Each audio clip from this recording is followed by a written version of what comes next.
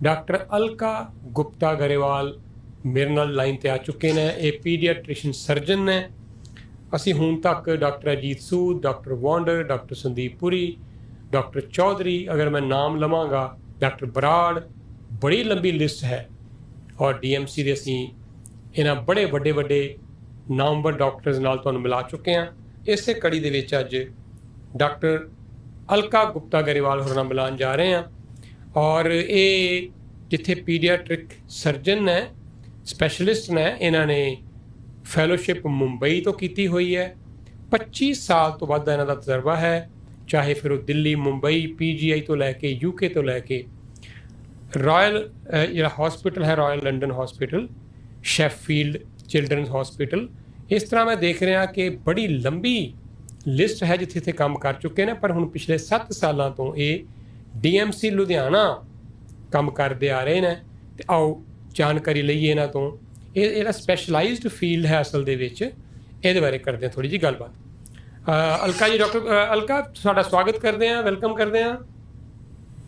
नमस्कार जी, thank you जी, बहुत बहुत मैंने भी बहुत खुशी है कनाडा के अपने लोगों के साथ जुड़ के जी। और आप तो पूरे विदेशों में भी काम कर भी चुके हैं और यहाँ से आके क्वालिफिकेशन आपने ली हुई है, इतना वास्ट एक्सपीरियंस है आपका। तो हमें बताएं, आपका DMC में अब आप 7 साल से लगातार काम कर रहे हैं, तो बाकी हॉस्पिटल में भी आपने काम किया है। थोड़ा DMC का जो आपका एक्सपीरियंस है, थोड़ा पहले तो वो बताएं। हाँ जी, कह सकते हैं कि जैसे इससे पहले मैंने कई जगह काम किया। तो पीडियाट्रिक सर्जरी कहते हैं ब्रांच इस तरह की है कि जिसमें कई तरह की स्पेशलिटीज और एक्सपर्टीज का मिलना जरूरी होता है कि हम छोटे बच्चों पे ऑपरेशन कर सकें काबिलियत से। तो उसमें एनेस्थीसिया हो गया, चाहे इंटेंसिव केयर फैसिलिटी हो गई, चाहे डायग्नोसिस हो गया, रेडियोलॉजी, तो हम सभी काम कर सकते हैं और अच्छे रिजल्ट दे सकते हैं जब हमें ये सारी फैसिलिटी साथ में मिले। तो यही चीज जब इकट्ठी हो जाती है, तो जैसे इस रीजन में कहा जाए कि PGI चंडीगढ़ में थी, उसी तरह की फैसिलिटी ये DMC में है। The only difference probably is कि वो गवर्नमेंट हॉस्पिटल है और ये नॉन गवर्नमेंट हॉस्पिटल है। वंडरफुल। अच्छा डॉक्टर साहब, हमें ये भी बताएं कि बहुत बार बहुत से लोग ये जानते हैं कि बहुत सी ऐसी बीमारियां हैं जो बड़ों को होती हैं, एडल्ट्स को होती हैं, और उनकी अल्टीमेटली सर्जरी कई बार करवानी पड़ जाती है।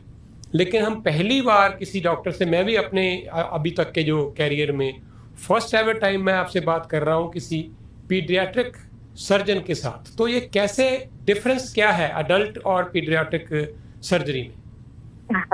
हाँ जी सैनी साहब, बहुत ही करीब है मेरे दिल के ये टॉपिक।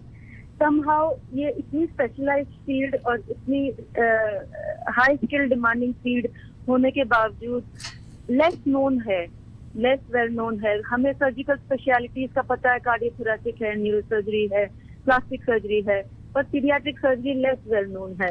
हालांकि तो इसमें क्या है कि हम एक दिन के बच्चा जो कि कुछ घंटों का है, कुछ दिन का है, वो हमारा पेशेंट है। वहां से लेके 18 साल की उम्र तक का बच्चा जो है, उसमें कोई सर्जिकल कंडीशन हुई तो वो हमारा पेशेंट होता है।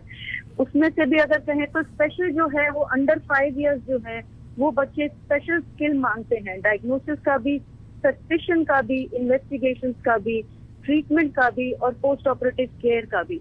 तो यही जैसे मैंने कहा, इनकी कंडीशंस भी अलग होती हैं।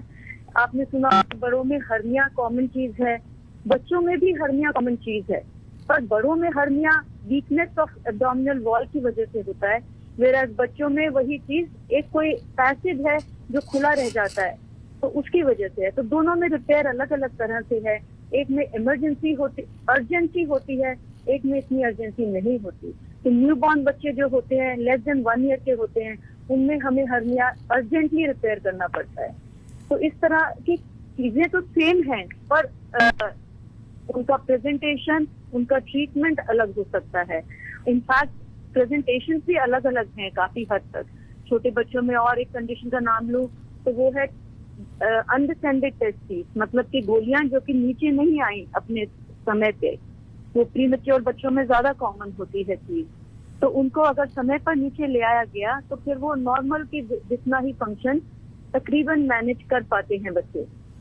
तो ये सब चीजें टाइमली अगर हमें अंडरस्टैंडिंग होगी, पहचान होगी इन चीजों की, तो ही हम उनका ट्रीटमेंट टाइम से कर सकते हैं।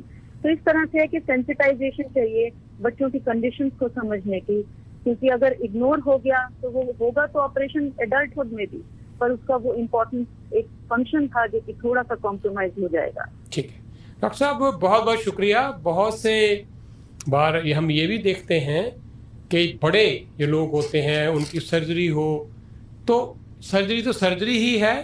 हर इंसान इससे चिंतित हो जाता है जब पता चलता है कि चाहे छोटी सर्जरी चाहे कोई मेजर सर्जरी हो, लेकिन नन्हे मुन्ने मासूम प्यारे बच्चे है ना, उनको तो कोई छोटा सा रोग भी हो जाए तो माँ बाप की कहते हैं जान निकल जाती है।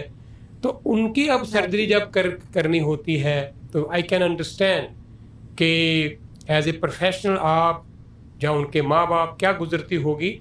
लेकिन हमें ये बताएं कि कोई कुछ ऐसी चीज़ें हैं, कोई ऐसी बीमारियां कि सर्जरी तक नौबत ना आए, उनके सिम्टम्स अर्ली पता चल जाएं ताकि उसको अवॉइड किया जा सके। हाँ, ऐसा है कि जैसे न्यूबॉर्न बच्चे हैं, आजकल प्रेगनेंसी के टाइम में जो अल्ट्रासाउंड होता है, स्क्रीनिंग अल्ट्रासाउंड, उसमें काफी हद तक जो एरर्स हैं, जो एबनॉर्मैलिटीज हैं, वो पिकअप हो जाती हैं। काफी हद तक नहीं तो भी कुछ तो पिकअप हो जाती हैं।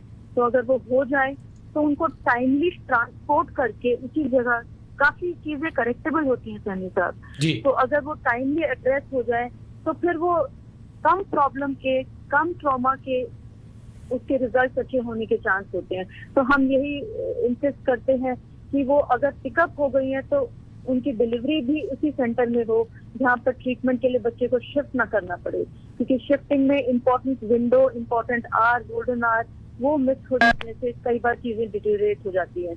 तो एंटीनेटल अल्ट्रासाउंड करना जरूरी है। वो जो प्रॉब्लम्स आती हैं उनको इग्नोर नहीं करना चाहिए। और बाय चांस ऐसी वाली प्रॉब्लम्स हैं जो कि अल्ट्रासाउंड में पिकअप नहीं हुई और बच्चा पैदा हुआ और इसमें कुछ साइंस दिखाए कि वॉमिट कर रहा है, स्पीड में ले रहा है, सांस तेज आ रही है, तो बजाय टाइम वेस्ट करने के ऐसे जगह शिफ्ट करा जाए। क्योंकि प्रॉब्लम चाहे ऑपरेटिव हो चाहे नॉन ऑपरेटिव, तभी बच्चा तो 2-4 चीजें ही करके दिखाता है कि या तो सांस तेज है, या तो वॉमिट कर रहा है, या पेट फूला है। तो इस तरह से अगर छोटा बच्चा है और हैंडल करने की कैपेसिटी नहीं है तो फिर प्रेशियस टाइम वेस्ट करने से पहले ही शिफ्ट कर देना बेहतर है। या फिर जिन कंडीशन के बारे में हमें नहीं पता तो भी हमें रेफर कर देना चाहिए आगे कि एक बार आप ओपिनियन ले लीजिए। जैसे टेस्टिस है, अगर उसको टाइम से फिक्स कर दिया तो फिर उसका फंक्शन प्रिजर्व रहेगा। हर्निया है, उसको टाइम पे फिक्स कर दिया तो फिर वो ऑब्स्ट्रक्शन या प्रॉब्लम या कॉम्प्लिकेशन में नहीं आएगा। तो एटलीस्ट ओपिनियन तो देने के लिए आगे भेज ही देना चाहिए। ठीक है, बहुत बहुत शुक्रिया डॉक्टर अलका गुप्ता गरेवाल जी। और अगर आप डीएमसी के इस हॉस्पिटल के साथ संपर्क करना चाहें, इनका एक बड़ा आसान सा नंबर है 9329329327। एनआरआई मेडिकल केयर प्लान के तहत आप जब बात करेंगे आपको बहुत सारी सुविधाएं भी मिलेंगी। अर्ली जो है वो वहाँ पे टेस्ट वगैरह हो जाएंगे, इलाज शुरू हो जाएगा।